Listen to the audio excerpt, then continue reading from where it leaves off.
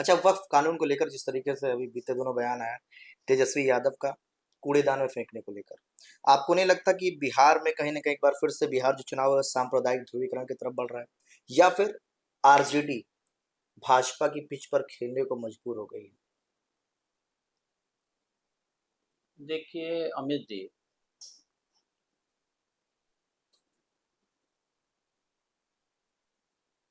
सबसे पहले बिहार में माई समीकरण बना करके सत्ता तक पहुंचने का काम लालू लालू प्रसाद यादव, मुस्लिम यादव। मुस्लिम यादव। अगर इस नजरिए से आप देखें तो तेजस्वी यादव एक तरीके से अपने पिता के फार्मूले को साधने की कोशिश कर रहे हैं, या हल करने की कोशिश कर रहे हैं, या उसी रास्ते पर चलने की कोशिश, क्योंकि वही उनके पिता का भी वही फार्मूला था। अब उसी फार्मूले पे वो चलने की कोशिश, इसमें सबसे पहले सेंध लगाया माई समीकरण में, सबसे पहले सेंध लगाने का काम किया नीतीश कुमार। हम्म। नीतीश कुमार ने इसमें मुस्लिम वोटों में और पिछड़ी जातियों में इनका की पकड़ तो मजबूत थी, हम्म। लेकिन मुस्लिम वोटों में सेंध लगाने की कोशिश की और इसमें सफल रहे, और ये सेंध उन्होंने पसमानदा के नाम पे लगाई। हम्म। अगर आप ये जो पसमानदा, भाजपा बार बार पसमानदा की बात करती है इसी सेंध लगाने की प्रक्रिया में कि मुस्लिम वोटों पे भाजपा का प्रभाव बढ़े, तो ये पसमानदा का सबसे पहला कारगर प्रयोग अगर किसी ने किया नीतीश कुमार से। तो नीतीश कुमार ने किया। और आप, हैरानी की बात है, या आप इसको दिलचस्प मुकाबला भी समझ सकते हैं कि नीतीश कुमार भाजपा के साथ रहते हुए भी मुस्लिम वोट पाते रहे और सत्ता हाँ, पाते। ये बात सही है। ये एक आश्चर्यजनक चीज कि इसके बावजूद मुस्लिमों ने नीतीश कुमार को वोट दिया, हम्म। कि वो भाजपा के साथ हैं फिर भी वोट दिया और वो सत्ता पाते। इस समीकरण में पिछली बार नीतीश कुमार असफल 2020 के विधानसभा चुनाव। इसका एक उदाहरण हम आपको सीमांचल के क्षेत्र। क्षेत्र को देखते हुए दे सकते हैं। यहाँ पर अगर आप सीमांचल को देखें तो यहाँ 4 जिले हैं, किशनगंज है, कटिहार है, हम्म। अररिया है, पूर्णिया है। इन 4 जिलों में कुल विधानसभा सीटें 24। हम्म। नीतीश कुमार ने 2020 यहाँ 11 मुस्लिम चेहरे उतारे थे, उन्हें टिकट दिए, हम्म। लेकिन एक भी मुस्लिम सीट वो हासिल नहीं कर पाए सीमांचल क्षेत्र। सीमांचल। हालांकि एनडीए तब भी 12 सीटों पे जीती, हम्म। 12 सीटों से मिली थी हम्म। उसी सीमांचल। अलीनगर सीट पे शायद जीत गई। तो आप इसको नीतीश कुमार के उस पासमानदा में सेंध मान, हम्म। कि पासमानदा की जो नीति थी 2020 में नीतीश कुमार की गड़बड़, और इसका कारण ओवैसी रहे, ओवैसी की पार्टी रही। ओवैसी ने वहां अपने चुनाव सबसे ज्यादा आश्चर्यजनक सफलता प्राप्त की ओवैसी की पार्टी ने। उसमें 7 सीटें राजद को मिली थी हम्म। और 5 सीटें ओवैसी। ये एआईएमआईएम। बात अलग है कि बाद में 4 इनके विधायक चले चले गए गए थे। राजद के साथ, वो बात अलग है, लेकिन ये बहुत बड़ा झटका था नीतीश कुमार का, नीतीश कुमार के उस फार्मूले का जिसमें ये पासमानदाओं को साथ लेकर के जा रहे। अब सवाल ये भी है कि इस जो व्यवस्था बनाई गई या जो राजनीतिक समीकरण साधे गए, हम्म, क्यों राजद को वोट नहीं दिया वहां के मुस्लिमों ने? अगर वो नीतीश से नाराज थे तो राजद को क्यों वोट नहीं दिया? क्यों ओवैसी को चुना? हम्म, और अगर राजद को नहीं देना चाह रहे थे तो नीतीश को क्यों नहीं दिया? ये एक बड़ा सवाल। नई नवेली पार्टी को चुना।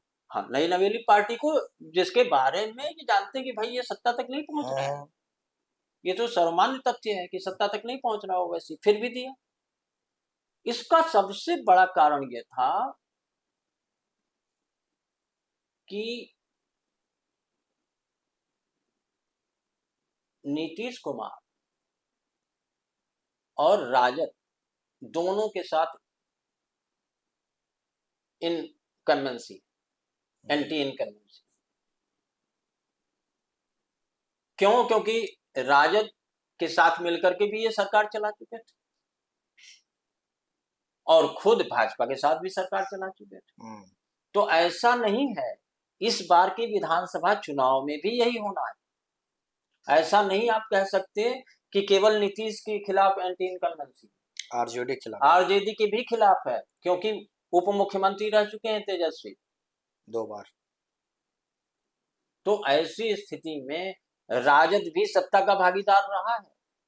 तो आप ऐसी स्थिति में ये नहीं कह सकते कि खाली एंटी इनकम्बेंसी नीतीश कुमार के साथ है। एंटी इनकम्बेंसी थोड़ा कम, लेकिन तेजस्वी के साथ भी है, क्योंकि आप भी सत्ता में रहे, आप भी सत्ता का सुफल भोगते रहे। तो इसी कारण राजद को वोट नहीं गए 2020 पे, और ना ही नीतीश कुमार की जदयू को गए, हम्म, और वो सारे के सारे वोट चले गए ओवैसी को। अब इस फैक्टर को, जबकि ये क्षेत्र राजद का बड़ा महत्वपूर्ण क्षेत्र माना जाता है सीमांचल का, भाई यहाँ पर जो 24 सीटें हैं उसमें 40% से लेकर के 68% तक मुस्लिमों की आबादी है। स्वाभाविक है जिधर मुस्लिम जाएगा उधर सीटें निकले, पेच तो फंसा ही देगा। इसी सीमांचल में जो कमजोरी, जो कमजोर हुई राजद, तेजस्वी ने वही दांव चला। क्योंकि अगर आप देखिए तो ओवैसी भी इस बार पूरी दमखम के साथ पिछली सफलता को देखते हुए इस बार बहुत आक्रामक तरीके से आने की तैयारी कर रहे हैं और आ चुके हैं। माई समीकरण सधा रहे, मुस्लिम और यादव वोट एकजुट होकर के हमें वोट दे दे तो हम सत्ता तक पहुंच जाएंगे।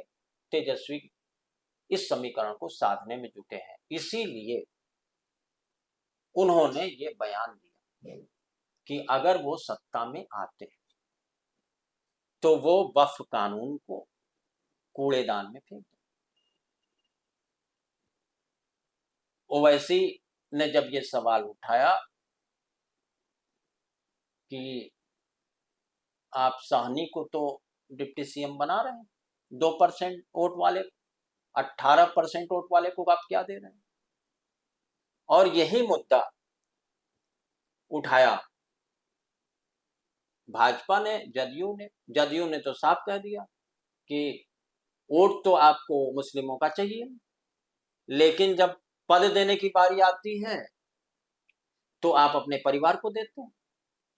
तो अगर आप देखिए तो ये मुद्दा उठा, इन्होंने ये दांव चला, और इस दांव के एंटी भाजपा ने घेर लिया। और ये सच बात तो ये है कि भाजपा इसी का इंतजार कर रही थी, ताकि इस पूरे चुनाव को हिंदू मुस्लिम बनाया जा सके। और आप देखें कि बुर्का का सवाल उठाया भाजपा ने। भाई आप बार बार जो वहाँ के प्रदेश अध्यक्ष हैं हम्म, भाजपा के, दिलीप उन्होंने जायसवाल। हैं? दिलीप जायसवाल। जी, दिलीप जायसवाल, उन्होंने बार-बार चुनाव आयोग से ये बात कही कि भाई ये चुनाव अधिकार का हनन है, मताधिकार का हनन है और चोरी छिपे बुरके में वोट दिए जा रहे हैं, आप क्यों नहीं इसकी चेकिंग करते? तो चुनाव आयोग ने इस बात को मान लिया कि ठीक है, महिला अधिकारी बुर्का को नकाब को उठा करके चेक करेंगी, मिलान करेंगे। हम्म, इसी आधार पर आप देखिए कि वहां के जो केंद्रीय मंत्री है भाजपा के गिरिराज हम्म, सिंह, वो भी एंटी मुस्लिम बयानबाजी तेजी से कर रहे हैं। गिरिराज को वहां पर भाजपा का कट्टर या हिंदुत्ववादी चेहरा माना जाता हम्म, है। वो लगातार इस तरीके के बयान दे रहे हैं। तो अगर आप देखिए पूरा समीकरण, तेजस्वी चले तो थे मुस्लिम सीटों को या माई समीकरण को साधने, हम्म, लेकिन वो गलती से कहिए या जानबूझ के भाजपा की उसी सांप्रदायिक या ध्रुवीकरण की पिच पर पहुंच गए हैं जहां हमेशा भाजपा एज ले जाती है। हम्म, और वहां अभी राष्ट्रवाद, विकास और हिंदुत्व का मुद्दा गरमाया हुआ है। आप योगी आदित्यनाथ की पिछली दो सभाओं को अगर ध्यान दीजिए तो सबसे पहले बुर्के का सवाल योगी आदित्यनाथ ने उठाया वहां। बार बार वो बांग्लादेशी घुसपैठियों का मामला उठा रहे हैं। ये प्रकारांतर से वही ध्रुवीकरण की राजनीति है जो जिस पिच पर अब महागठबंधन आता दिख रहा है, भाजपा की पिच पर। जिस विकास की बात आप कर रहे थे कल तक, रोजगार की बात कर रहे थे, आप अचानक यू टर्न क्यों ले लिया? और इसका एक कारण और भी जो हमने आपको बताया कि ओवैसी की मौजूदगी को कम करने की कोशिश भी दिखाई पड़ती है इसमें। लेकिन वो अगर आप ओवरऑल देखिए तो भाजपा इसी मुद्दे पर अब वक्फ बनाम हिंदुत्व का मुद्दा वहां जैसे जैसे चुनाव प्रचार करीब आता जाएगा वैसे वैसे ये बनाने को। ये भुनाया जाएगा, भुनाने की पूरी कोशिश की जाएगी और इसको ध्रुवीकरण की और सांप्रदायिक सियासत की राजनीति के रूप में ये पेश हो जाएगा। इसमें कोई संशय नहीं दिखाई पड़ रहा है। ये बयान तेजस्वी ने जिस संदर्भ में सोच के किया हो, लेकिन ये इनके लिए एक तरीके से भाजपा की सियासी पिच पे खेलना ही होगा। इसके अलावा और कुछ नहीं।